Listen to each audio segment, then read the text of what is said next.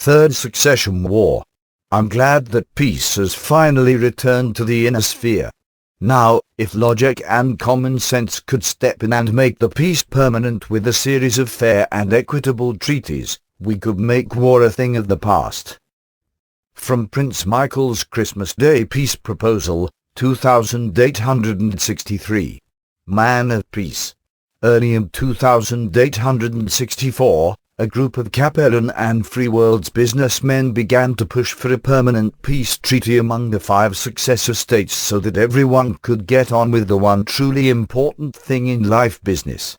Their efforts, dubbed the Peace of Money Movement, received the wholehearted support of Prince Michael Davion, who had been sending out his own emissaries with feelers for a similar official peace pact. When the movement leaders arrived in New Avalon, the prince gave them a royal welcome and provided them with money and other means to travel through his realm with their message. The other successor lords would not give the movement leaders the time of day, however, suspecting that Prince Michael's open and lavish support meant that the peace movement was just a front for the leader of the Federated Suns. That Archon Elizabeth Steiner had been making peace overtures similar to Prince Michael's was ignored, and the Peace of Money movement disbanded early in 2866.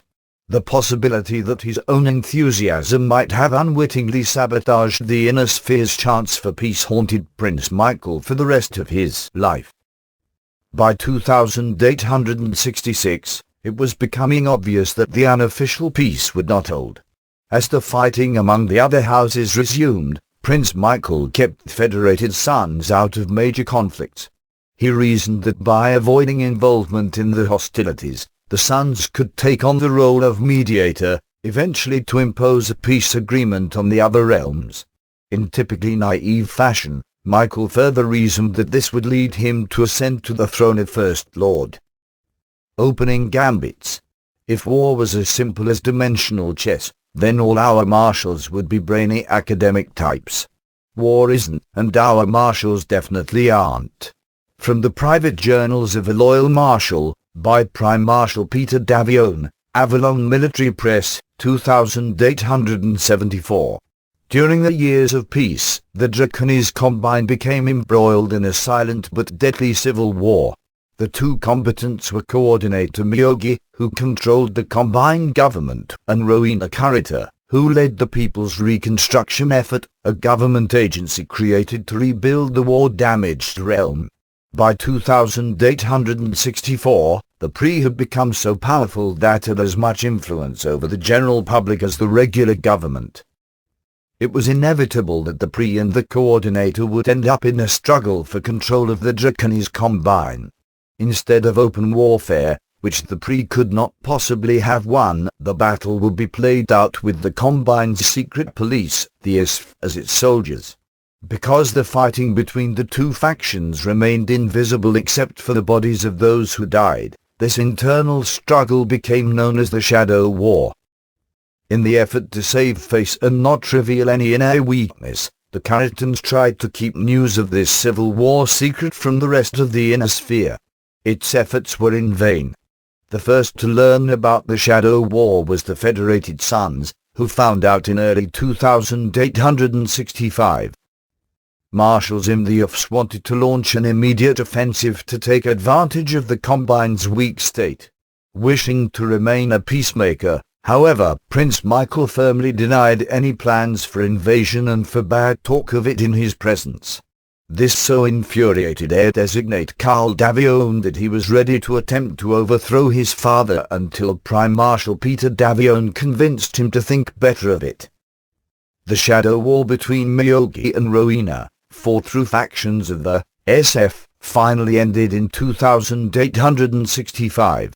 House Curriter saw the internal war as a stain against their honorable destiny as the only proper leaders of mankind. When Coordinator MIIO emerged victorious from the struggle with his sister, he ordered the arm of the dragon to purge this shame by punishing all outsiders who had learned of their troubles. The DCMS, which had been diplomatically neutral during the war, was relieved to have something to do. In 2866, in response not only to Lyran intelligence infiltration, but to Lyran economic imperialism and the vulnerability of defense plants in the Federation of Sky, the Dragon launched an offensive against the Lyran Commonwealth. News of the Kurita offensive relieved the marshals of the Fs, who were afraid that Lord Kurita's revenge would be aimed at the Federated Suns. Accompanying this relief was renewed urging by the marshals for an offensive to take advantage of the DCMS's diverted attention. This time, Prime Marshal Peter Davion backed the marshals. Duke Peter travelled to New Avalon from his headquarters on Kentairs and personally lobbied the reluctant prince for an offensive against the Draconis Combine. After 2 weeks of arguments, the prince gave Peter Davion his blessing. Within a month after that, Golden Sunburst mechs, fighters, and other vehicles were on the move. Agent of the MIIO. Ever since its creation during the First Succession War, the Ministry of Intelligence Investigations and Operations, MIIO, has been one of the most effective and creative information-gathering services in the inner sphere. Only the superb investigative abilities of our own blessed order surpass the talents of Davion agents. The reason for the MIIO's success is the strong dedication so crucial to any such agency's work. From the start, the MIIO has emphasized deep motivational and psychological training. Some of this training, such as week-long mental indoctrination to mold the recruit's spirit, is quite cruel. Nevertheless, it yields spectacular results. According to our own agents, there have been only a handful of cases where MIIO agents have broken under pressure and revealed Davion secrets. Another important factor is the esprit de corps fostered among the recruits. All MIIO training bases are located either in the hinterland of some world or in the midst of a city whose citizens do not speak the Davion Anglo-French. This isolation forces the recruits to rely on one another for nearly everything. To further promote this spirit of cooperation, part of the training involves pairs of recruits being abandoned in the countryside or city without provisions. Their mission is to return to the base alive and unnoticed within a certain time period, but bearing some crucial bit of planted or real intelligence. Almost as significant is the excellent education all trainees receive. Languages and the ability to lie, forge, and to disguise oneself are emphasized. Study of the long, colorful history of the MIIO is an equally vital part of the trainee's course of study. By the time he graduates, each recruit will know every important event and hero in the ministry's history. This gives him pride in the agency's tradition and encourages a positive competitive spirit to achieve similar excellence. One of the MIIO's most incredible feats was their discovery of the factional fighting that threatened to tear the Draconis Combine apart during the Shadow War. How the MIIO managed to learn of this conflict years before anyone in the other successor states may be explained in several ways. With the ISF in such a state of chaos, the MIIO could have gotten wind of the trouble from some low-grade leak, such as a talkative peasant janitor, or simply by keeping their own eyes and ears open. Another possibility is that the need for new Mechwarrior to replace those being killed in the Shadow War resulted in loosened security checks for new recruits. The ISF could conceivably, but unwittingly, have recruited MIIO agents into its training program. There is another intriguing possibility. Considerable evidence suggests that one of the ISF's top Mechwarriors, Dark Assassin Kelly Urizos, was actually a double agent for the Federated Suns. If this is true, it would mark the first and only time that one of the vaunted Dark Assassins, chief administrators and scourges of the ISF, has betrayed its allegiance to the coordinator of the Draconis Combine. From A Consideration of the MIIO, by Presenter Julius Mech, Combs to Bulletin, Archives, Terra, 3002. Operation Pendragon. Attention all PDZs. Order code is as follows: Papa, Echo, November, Delta, Romeo, Alpha, Golf, Oscar, November 559. Personal comments to all loyal members of this ISF's mission. Like a pack of hungry hounds, we have at last been unleashed. Let us seize the opportunity to take a bite out of the dragon. Prime Marshal Peter Davion. Order for the Davion offensive against House Davion, 2869. Because Davion field marshals had drawn up most of the plans for the offensive, codenamed Operation Pendragon, months earlier, the offensive was underway soon after Peter Davion got his prince's permission. The first stage of the operation included numerous heavy raids up and down the character border to discover the enemy's weaknesses and to win back the planet Robinson. Despite the advanced planning, Operation Pendragon seemed to be in trouble from the start. The character defenders, few in number because so many were taking part in the offensive against the Commonwealth, were well supplied and highly motivated. The elite 3rd Sword of Light regiments and its attendant lesser regiments were securely entrenched on Robinson, and the regimental commander, General Hiroshi Tenguin, was an able leader. The OFS would soon have help from its efforts, and from an unexpected quarter. In the early days of the campaign, Coordinator Miyogi sent General Toreji Kurita to report on the progress of his forces along the Davion front. A cunning man well versed in the ways of the military bureaucracy, Toreji's ambitions would soon influence the course of the fighting. In 2872, the 4th Avalon Hussars were in deep trouble on Collier. Cut off from the rest of its force, the unit became isolated on a small continent where the Curitans had concentrated many of their forces. Unable to hold a position long enough for evacuation, the Mech regiment had been on the run for 3 weeks, with 2 Kurita Mech regiments now closing in. Trapped finally in a dead-end valley, the commander of the Hussars realized that he and his men were probably facing their last battle. They were surrounded by mountains, and they could see the dust of mechs approaching through the only pass. The one odd thing was the absence of Kurita fighters making their lives hell from the air. Yet the fight never came, and the approaching columns of smoke seemed to vanish in thin air. As the Hussars cautiously moved forward, they saw half a regiment of Kurita mech standing idle while techs worked frantically in the innards of the metal beasts. Not once to pass up an opportunity, the Hussars attacked immediately, leaving the Kuritans stunned and with their numbers decimated. When the Hussars interrogated some of the survivors about what had stopped their advance, they heard a true military horror story. Apparently, a snafu in procurement had resulted in the unit receiving radiation shielding intended for tanks rather than mechs. The techs had no choice but to try to adapt the shielding for the unit's machines. The shielding proved not only inappropriate, but was of such a poor grade that it disintegrated after rough usage had compromised the mech's cooling systems, forcing them to completely shut down. A similar mix-up had also kept the Kurita air support from doing its job. The Davion officers did not know what to make of this account, for the Kuritans had often turned the provision of supplies into a veritable military art. It came out later that General Toreji Kurita had himself sabotaged the supply lines in order to make General Tenguin appear to be incompetent in his report to Coordinator Miyogi. Much to Toreji's surprise, Miyogi not only agreed with his conclusions that the commanders on the Davion front should be replaced by a single, supreme commander, he was immediately appointing his son John to the post, rather than Toreji himself. Private Little War. How in hell am I supposed to know where they went? All I know is that they've deserted, and if I ever get my hands on them I'll slit their throats. That's assuming I live through this, of course. Message from Colonel Joan Didier, commander of the 45th Galaxy Tank Regiment, to the new Certis Regional Command.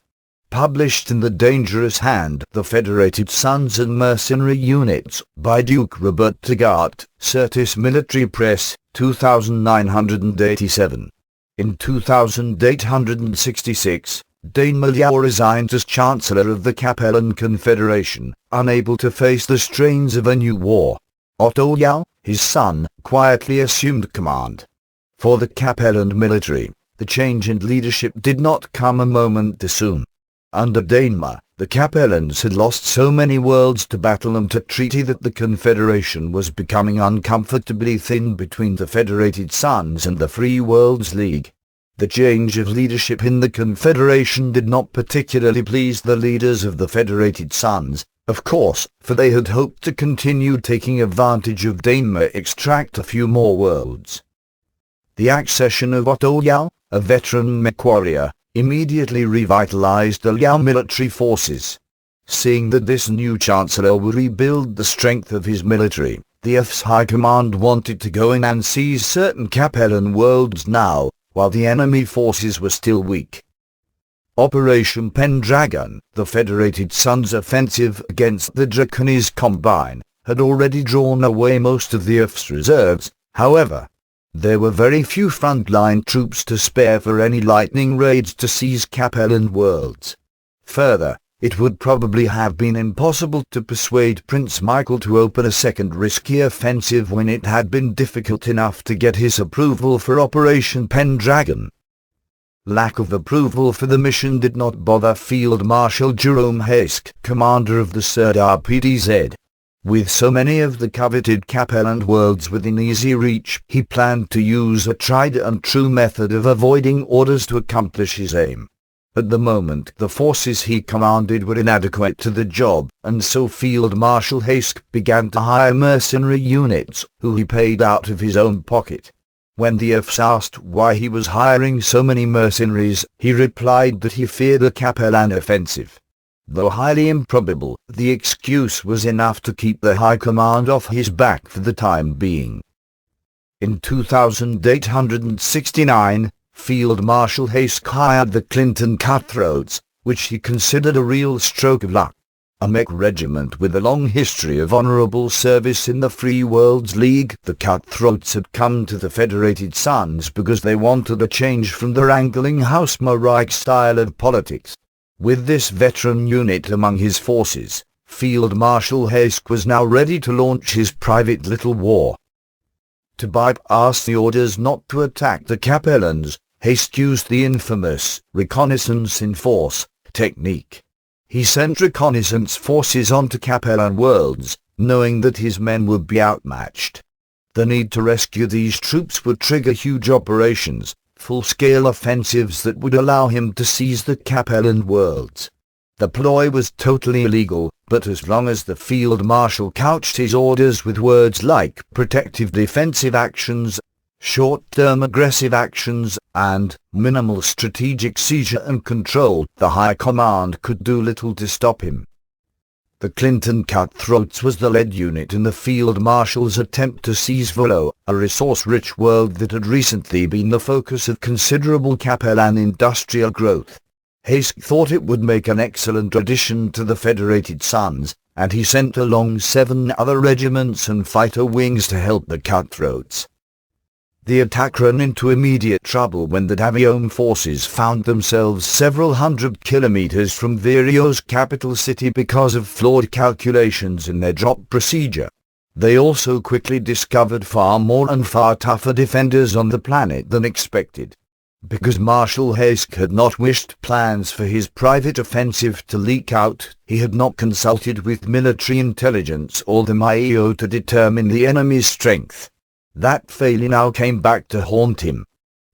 A year into the offensive, however, the initiative had shifted, and the Davion forces were acquitting themselves well. Though many Capellan troops were still on the planet, the Davions would certainly force their retreat off-planet before long. Though the Fs had caught on to Field Marshal Hesk's true purposes by now, the High Command decided to wait out the offensive before deciding whether to court-martial him or award him a Medal of Honor. In March 2870, a jump ship appeared in the Volo system, and sent a small courier vessel down to the planet. Believing it to be a Comstar courier, the Davion ships parked at the planet's zenith jump point let the little vessel pass unchallenged. The courier landed near the headquarters of the Davion forces on Volo. A man and a woman dressed in unmarked overalls emerged, asking to see the commander of Clinton's Cutthroats rather than the Davion commanding officer. For the next 3 days, The mysterious strangers met privately with Colonel Clinton. All the while Hesk was demanding some explanation. Clinton's only reply was a warning to the commander to stay out of the cutthroats' affairs. On the 5th day, 3 more jump ships arrived in the Velo system, carrying 7 dropships, and marked and all in pristine condition. 2 weeks later, the dropships had landed on the planet, with the apparent intention of transporting the cutthroats off-world. The infuriated Davion commander demanded that the cutthroats honor their contract. When Colonel Clinton refused, the Davion forces attacked the mercenaries, but it was an uneven fight because the Davion troops lacked mechs. The cutthroats left Velo, and have never been seen or heard from since. With the cutthroats gone, the Davion forces on Velo suddenly found themselves outgunned. In the battles that followed, 3 regiments of Davion frontline troops were slaughtered before the force could evacuate. As for the cutthroats, the dropships that came to collect them were of a design not seen in the inner sphere since the exodus of General Kerensky. This has led to theories that the cutthroats were scouts of the Kerensky exiles, sent to monitor events in the inner sphere. Others have sworn that members of the cutthroats have shown up among the mercenary Wolf's dragoons. Regardless, the Clinton cutthroats have joined the mysterious disappearances of the Minnesota tribe, the Vandenberg White Wings, the disappearing battleship of Merope, and, of course, General Kerensky and most of the Star League regulars. For Field Marshal Hesk, this mystery was not as important as the fact that he must now face Prince Michael Davion and Prime Marshal Peter Davion as the man responsible for the loss of several whole regiments. Though Marshal Hesk's record was otherwise impeccable and his reconnaissance in force had netted the Federated Suns 3 important worlds, the Earths could not simply sweep the cutthroat fiasco and the death of so many men under the rug. Field Marshal Hesk was court-martialed and demoted 3 steps in rank. As further punishment, he was transferred from active duty to an administrative post in the military bureaucracy. Fall of David. I don't give a flying fig for talk and diplomacy. Those things are for the weak-hearted and the addle-pated. Battle and bed, that's where I perform best. Prince Carl Davion, quoted from My Life as a Royal Camp Follower, by Jessica Jalouse, Risk Press of Odell, 2877. When Prince Michael Davion died in 2873, his 45-year-old son Carl succeeded him. The new prince saw life in simple terms. To him, a Davion should be doing only one thing with his life: piloting a mech. Because Carl was such a rough-mannered, sharp-tongued man, certain branches of the family actually broke off relations with the prince, refusing to participate in the government. This would one day hurt the Federated Suns. Meanwhile, Operation Pendragon had been underway for several years and was meeting with surprising success. The Draconis Combine's inability to properly supply its forces on the Davion front had become a chronic flaw, much to the delight of the Davion commanders. On the Capellan front, the initiative gained by ex-Field Marshal Hesk's reconnaissance in force still existed, creating a definite bulge aimed at Xi'an. Gone were the days of easy victories against the Capellans, however. The Confederation had definitely shrunk to a size where it could respond easily to enemy incursions. In addition, resurgence of Valoric's order warrior philosophy among the Liao-Mech forces was making the Federated Suns pay dearly for its gains. With Prince Carl at the helm, many in the Federated Suns expected the realm to enter a new phase of warfare. Indeed, Carl was soon off to the Draconis front to lead his favorite regiment, the 4th Royal Guards. Skilled in all the military arts, he was definitely qualified to relieve the aging Prime Marshal Peter Davion of command of the IFs. Unfortunately, Prince Carl's military promise would never be fulfilled. In 2876, he led the first wave assault against the planet David, but it was against the advice of his field marshals.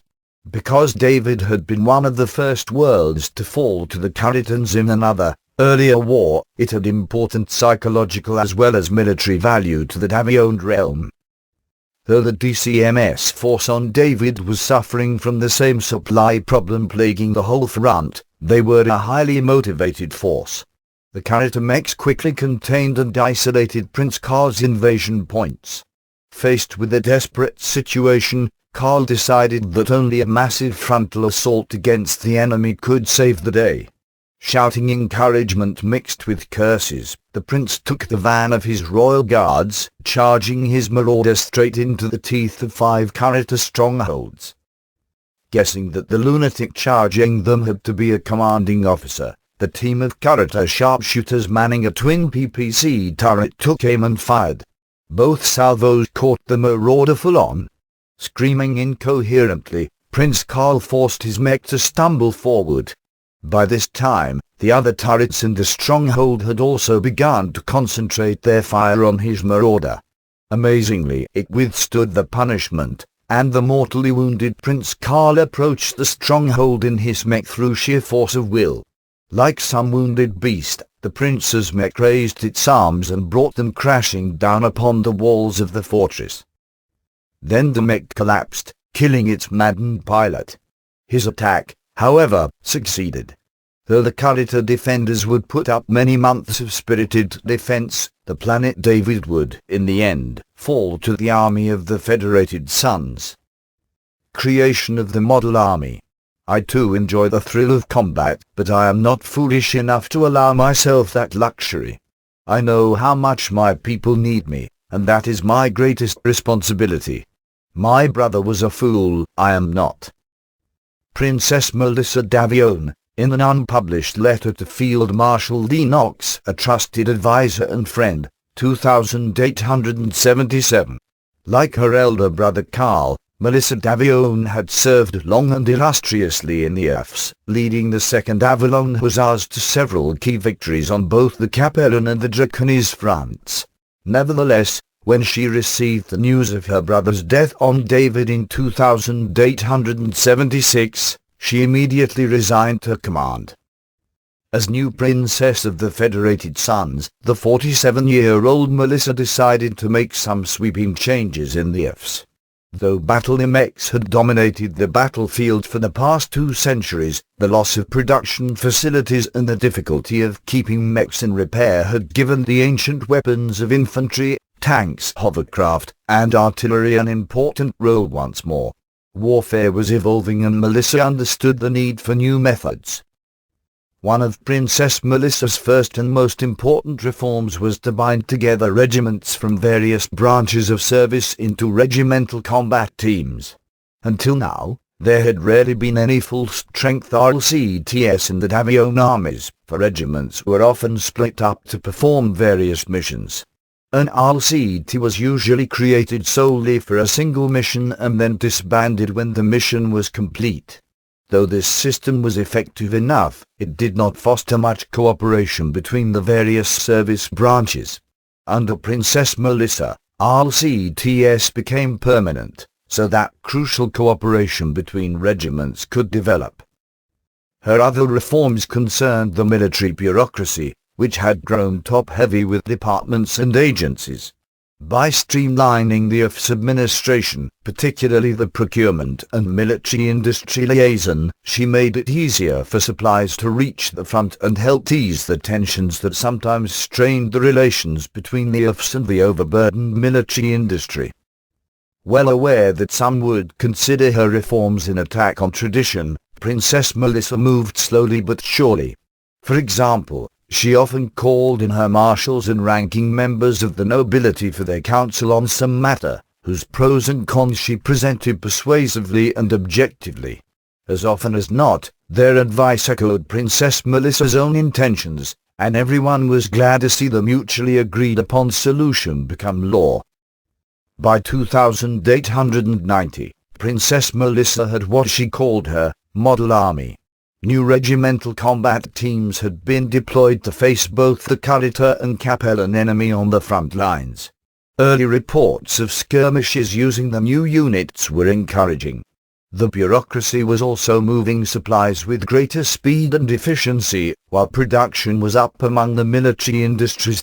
Princess Melissa felt the time had come to test her model army. Battle for Robinson. When two armies of equal strength face off, victory will go to the side whose soldiers genuinely care for each other and will, therefore, willingly risk their lives for their comrades. Prince Melissa Davion in an unpublished letter to Field Marshal Gerald Lennox, 2892. That House character had taken and kept the planet Robinson for so long was a constant source of anguish to the people of the Federated Suns. Over the years, the Earths had attempted several times to win back this world that was the traditional capital of the Draconis March, but no commander had been able to penetrate the ferocious turreted defenses. In recent months, however, the MIIO had gathered intelligence suggesting that the character forces on Robinson, led by the elite Third Sword of Light, were having supply problems. Indeed, the resistance movement on Robinson had managed to score several victories because the Caritans seemed unwilling to waste men and materiel to combat them. Other evidence, such as a decline in character raids, pointed to the severity of the supply situation.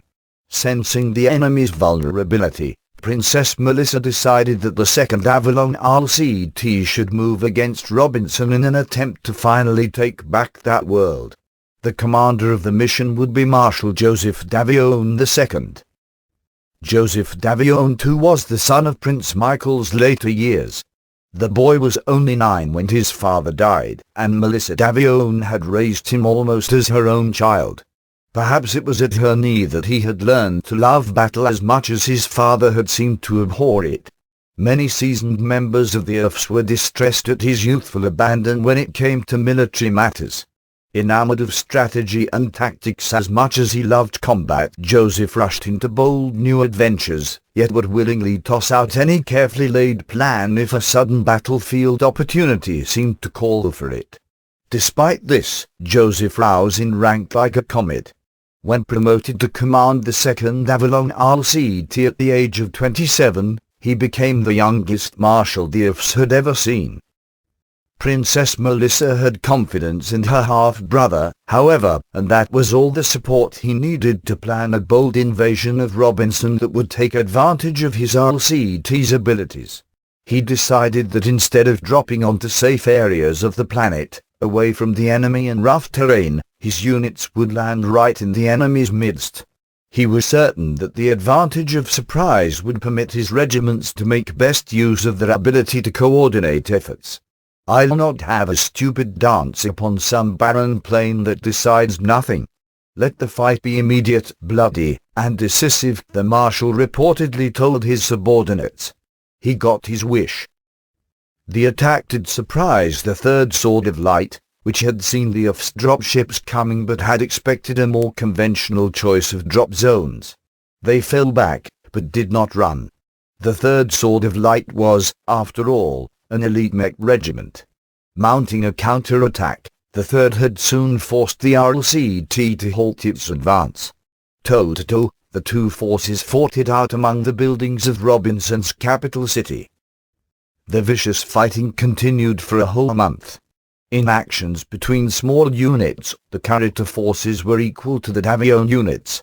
In large-scale actions, however, where coordination between mechs and other combat units was crucial, the 2nd Avalon RCT excelled. The Caritans were also plagued by the difficulty with obtaining supplies, to the point that they were running out of ammunition. With no sign that he would be getting his supplies any time soon, the Sword of Light commander decided that he had no choice but to pull his regiment out of Robinson. It would be bad enough to lose the planet, but the character commander knew that neither he nor his coordinator could bear the loss of face if he allowed one of the Combine's most prestigious units to be destroyed. With the Third Sword of Light out of the action on Robinson, the remaining character regiments were no match for the 2nd Avalon RCT.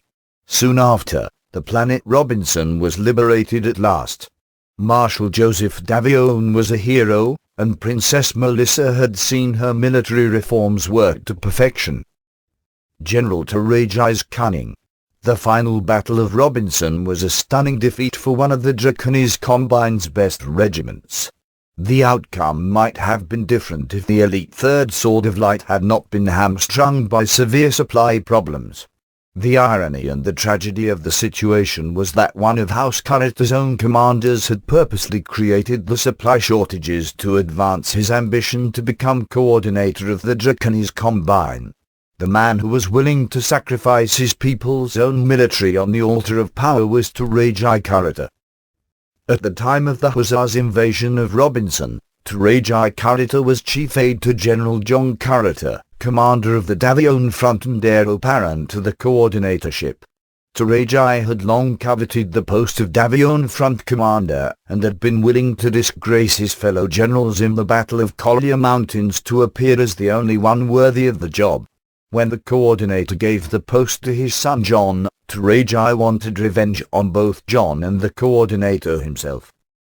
Rowena Curritor, who challenged coordinator MIIO during the Shadow War, was Davion's ally. She supported his efforts at sabotage as well as giving him valuable information and counsel. The wisest of this advice was that Davion must always use finesse and not move too boldly against John or the coordinator. To strike at John Curritor, Davion began again to manipulate the bureaucracy of the DCMS, throwing the supply situation up and down the Davion front into disarray. When the Federated Suns attacked Robinson, General Davion saw his chance to disgrace John and the coordinator, and he made sure that the Third Sword of Light would not receive supplies for weeks. After the Third Sword was forced to abandon Robinson, their commanders were outraged. As the best soldiers in the DCMS, their grievances had an impact in the high military and governmental echelons of the Combine. It was not long before they were demanding that General John Curritor step down in favor of General Davion. Coordinator MIIO was in a serious bind. If he defended his son, the military would be offended, for they despised poor commanders. If he did not defend his son, the coordinator would be dishonored for not defending his own blood. When he turned to his generals for support, all took a neutral stand. The final act was played out when Captain Hideyoshi Toyama of the Third Sword of Light entered the Imperial Palace with a bomb strapped to his chest. He exploded the device in the main hall of the palace, killing himself, Coordinator MIIO, and 30 other people. How he managed to enter the palace undetected is unknown, though he must have had help from Rowena Curritor, who could still call on the secret loyalty of some misfagents. General Davion arrested General John Curritor and made him stand trial in what was more like a kangaroo court than an act of justice. John Curritor, the only male offspring of MIIO, was shot. By succession right and public support, Davion Curritor was acclaimed as the new coordinator of the Draconis Combine. From An Analysis of the Draconis Combine Political Structure of the Early Third War, by Presenter Yvonne Rothram, Combs to Bulletin No. 65834 pf, Archives, Terra 3013. Prince Joseph II. This is how I see society. At the top are the Davions. Next come the nobility and the military. Then the government. At the bottom are the common citizens. The bottom serves the top. This is the way all societies have been since the first time a strong man declared himself king and demanded that the weaker members of the tribe serve him. Why tamper with the natural order of things? Prince Joseph Davion II, 2898. Not long after the victory of her forces on Robinson, Melissa Davion suddenly contracted Josh Allen fever in November of 2892. Ironically, this was a disease for which there had once been an effective treatment, but with the decline in pharmaceutical knowledge, the doctors could do little more than shake their heads sorrowfully as their ruler lay dying. With her death, Joseph Davion II became Prince of the Federated Suns at 28 years of age. Like Karl and Paul before him, he was an active military campaigner who governed his realm from the cockpit of his silver battle master. A charismatic man who had a way with words, Joseph made frequent trips to the front lines to boost the morale of his troops. Unlike his immediate predecessors, Prince Joseph did not take well to advice, which meant he was surrounded either with sycophants or cronies who had no wish to cross their friend. At least once a year, Prince Joseph liked to go from New Avalon to lead an offensive on one of the fronts. During these campaigns, which might last 6 months or more, the government was paralyzed because the prince refused to delegate his authority to others. It was not long before both the economic and technological decline caused by the war grew even worse because of Joseph's neglect. Despite the new emphasis on cooperation between all branches of service with the Fs, Mechwarriors still formed an elite with special privileges. The prince often granted landholdings and considerable local power to Mechwarriors who had shown special prowess on the battlefield, thought most warriors knew nothing about administering land or governmental affairs. When these landholding Mechwarriors were suddenly called to the front, their absences would seriously disrupt local government the way Prince Joseph's absences affected his non-military duties. The one wise and constructive act of Prince Joseph's entire reign was the Armistice of Vandeman IV. In 2903, a particularly wasteful aerospace battle for the Liao mining colony of Vandeman IV left the Capellans anxious for a temporary ceasefire with the Federated Suns. After communicating their desire to negotiate, they waited. High government officials tried to locate Prince Joseph, who was leading an assault on the Draconis front, far from New Avalon. When they finally were able to pass on the message from the Capellans, Joseph replied that he scorned any talk of peace that did not come from the end of his gun. No matter what the government officials said about the advantages of a ceasefire, Joseph would not budge. When he would no longer listen to their arguments, several officials sought help from the marshals of the High Command, who also agreed to talk to Prince Joseph. It was they who finally managed to persuade the prince that a ceasefire on the Capellan front would allow him to conserve supplies for the wars against the Draconis Combine, as well as giving him the image of a peacemaker in his people's eyes. The armistice was signed in 2905. The ceasefire would remain in effect along the Capellan front for an amazing 25 years, and it laid out some rules of war that other inner-sphere armies also unofficially adopted as time went by. The armistice specifically forbade actions against an enemy's jump ships, which were now a nearly irreplaceable commodity. When the House Davion ceasefire finally collapsed, the unofficial ban against attacking jump ships remained in effect throughout the inner sphere. The Brotherhoods. One of the cruelest consequences of Prince Joseph's lack of interest in governing his realm was the rise of Mechwarrior brotherhoods. Because of the romance that is always attached to Mechwarriors, the ordinary people often looked to them as knights in shining armor, who must be both chivalrous and honorable. Many Mechwarriors took advantage of this mystique by extorting money, lands, and even personal pleasures from members of the public, and then using their reputations as protectors of the realm to shield themselves from prosecution. At first, these lawless acts were only random and sporadic. In the few instances when a victim did try to get justice, Prince Joseph would not hear of such charges against his Mechwarriors. Given this tacit approval, some Davion warriors organized their illegal activities into brotherhoods. The first brotherhood, and perhaps the worst, was the Royal Order of Mechwarriors and Brotherhood of Honor. Formed on New Syrtis, this gang included Mechwarriors from all the regiments along the Capellan front. The Royal Order of Mechwarriors and Brotherhood of Honor grew quickly, spreading its lawlessness into many arenas. Indeed, their income was said to rival the treasury of the entire Davion government. Few planetary governments could stand up to the Royal Order of Mechwarriors and Brotherhood of Honor. Those that did, like Bethel and Andro, became the object of attacks by Royal Order of Mechwarriors and Brotherhood of Honor mechs, whose pilots claimed that they were pursuing Capellan infiltrators. Opposing the Romha and its ilk was the soldiery of the New Avalon Catholic Church, an association of Mechwarriors opposed to the corruption. Though sponsored by the New Avalon Catholic Church, this order was open to Mechwarriors of all beliefs. They did their best to stop, or at least to slow, further moral degeneration in the IFs. On several occasions, Mechwarriors from the soldiery faced off with and fought the Brotherhoods.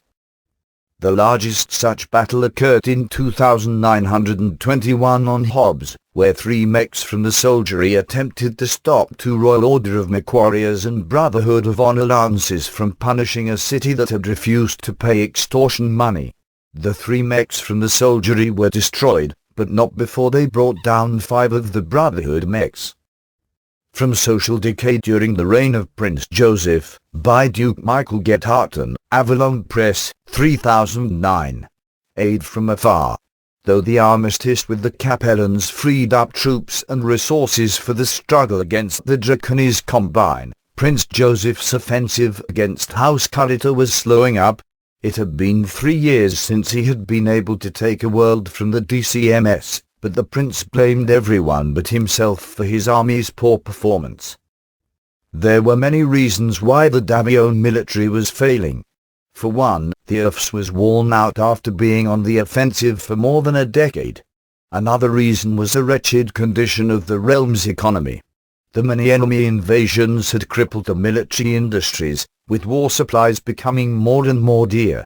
In addition, insubordination among Mechwarriors was becoming almost commonplace, with warriors disobeying orders when they pleased and picking fights with troopers of other services. In 2913, the Lyran Commonwealth launched an ambitious offensive against the DCMS. Codenamed Operation Freedom, the campaign marked a surge in confidence among the Steiner fighting forces. Shinjiro Kurita, Teraji's son and the new coordinator, believed at first that the Lyran Commonwealth's successes were a mere fluke. As the enemy offensive showed no sign of letting up, however, the coordinator had to commit ever more resources to combat the LCCS. Prince Joseph was elated when news came of the Commonwealth offensive. This was just the opportunity he needed to rest his forces, do a little internal head-bashing, and watch for any particular weakness that might be developing in the Draconis Combine. When both military intelligence and the MIIO reported no enemy activity along the Davion front, Prince Joseph issued a partial stand-down order in 2914. Many units that had been stationed on the front lines for decades were now rotated to the rear. Joseph felt this would also be a good time to call a halt to the growing rebelliousness among his Mechwarriors. After recruiting the soldiery of the New Avalon Catholic Church to his purposes, Prince Joseph began a grand tour of his realm. Though the official reason for his visits was to promote peace and well-being in the realm, the real reason was to break up the Mechwarrior brotherhoods. Aided by his personal guards and 2 companies of mechs from the soldiery, Prince Joseph managed to persuade most brotherhoods of the error of their ways.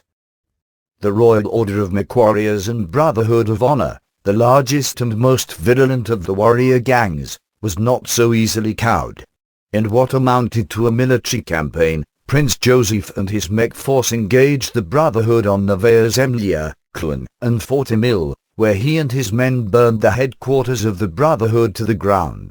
Though the action cost Joseph more than 20 warriors and twice that number of mechs, the prince did gain unexpected popularity. The public now saw him as a savior, despite his responsibility for the rise of the Brotherhoods in the first place. For the next 2 years, the Davion border was so quiet that Joseph actually began to pay attention to the less exciting affairs of his realm. He authorized some moderate policies that helped to stimulate the realm's economy, and transformed the IFS warehouses from empty caverns into rich stores of parts and supplies. For 2 years, Prince Joseph closely monitored the Lyran's offensive against the Draconis Combine, and like many of his people, began to change his attitude toward House Steiner. Previously, the Davions and their people had regarded the Lyrans as money-hungry conmen who could not muster the courage to fight their way out of a paper bag. As Operation Freedom continued to prove the Steiner military's courage and ability, Joseph began deeply to admire the determination of the Lyrans and the ability of their leaders, the Steiner family. It was for this reason that Joseph decided to renew his offensive against the Draconis Combine a year earlier than his marshals were advising. He believed this would allow him to take advantage of the overtaxed Draconis Combine and that it would also help the Commonwealth's campaign. In 2918, the Fs opened its offensive with attacks on contested worlds as well as heavy raids into the Draconis Combine against the planets Lapida II, Arlington, Wynn, and Capra. Davion commanders managed to catch the Combine garrisons on Lima and Macomb off guard, and succeeded in pushing them off the planet within 3 months. The raids into Combine space were also successful as Davion mechs managed to loot and destroy 3 major DCMS supply centers. Though the Curatans had their hands full on the Steiner front, the arm of the dragon eventually rose up to strike back at the Davion advance. In an assault on Successor 7, the Curatans drove back the Davion troops, inflicting heavy casualties. Though Prince Joseph was enraged, the past 5 years had given him the wisdom to restrain his desire to retaliate with an immediate all-out attack. The armistice ends. It's ridiculous to let the Capellans sit there and catch their breath. They're vulnerable. And we should be all over them like a bad smell. Field Marshal Peter Davion II, 2928. In 2928, Prince Joseph's son, Peter Davion, was 29 years old and a talented military leader in his own right. In that year, he was commander of the Fs in the Capellan March, but that did not mean much because the armistice of Van Diemen IV was still more or less in force. Like his father, the Prince Imperial liked nothing so much as the thrill of combat, and so his current command had him feeling frustrated and restless. When Chancellor Merlin Liao abandoned his father's theory of elastic defense in favor of protecting certain key worlds, Field Marshal Peter Davion believed this was a golden opportunity to attack. He was anxious to seize Capellan worlds before the Chancellor returned to his senses. For 2 years, he argued for a campaign. Finally, in 2930, his father gave his permission to break the armistice. The Field Marshal's operation, codenamed Rhen-Torn, would make 2 thrusts into the Confederation area lying near Terra. One thrust would push off from the Davion world of Adix into Ankar, Mechwarriors, Kaf, Northwand, and Rujbar. The other thrust, led by Field Marshal Davion himself, would advance from Demeter against the worlds of Halaran V and New Aragon. In their attack on New Aragon, the first Avalon RCT achieved almost total surprise. Heavy aerospace support knocked down the Capellan air presence on the planet, and the 3 regiments were able to drop down virtually unopposed. Because of the Chancellor's orders to avoid losses, the Liao commanders retreated their forces off-world after only token resistance. It was much the same with the Davion attacks on Mechwarriors, Rujbar, Ankar, and Halaran V. The only places where the Liao military put up any kind of resistance was on secondary Fs targets such as New Hesk, Kawich, and Nopar. As Field Marshal Peter Davion assembled his forces for the second phase of Rhen-Torn, news arrived from the Draconis front that his father had been seriously injured at the Battle of Successor 7. This trooper wears a modified uniform of the Crucis Lancers, a green and tan jerkin instead of the standard issue. She is holding an electroplating glue gun used for minor machinery repairs. Successor 7. Tain't nothing but a scratch. Prince Joseph, after his mech was gunned down by a Curita Slayer. The Draconis Combine had occupied the rich world of Successor 7 ever since the First Succession War, and it was the center of supply and reinforcement for the DCMS along half the front. The planet was so heavily defended that General Sakamoto, the Kurita commander, did not expect to see any combat on this world in the near future.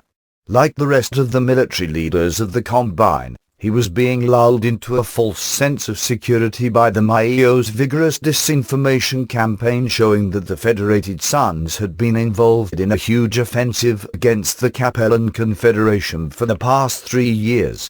While the IF's communication bands were filled with bogus reports of Capellan actions, Prince Joseph was quietly mustering his forces around Successor 7. In early 2930, he struck.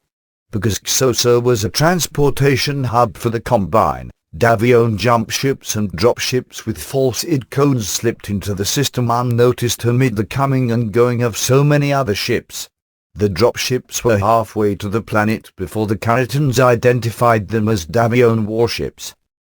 Prince Joseph was wounded during the initial assault.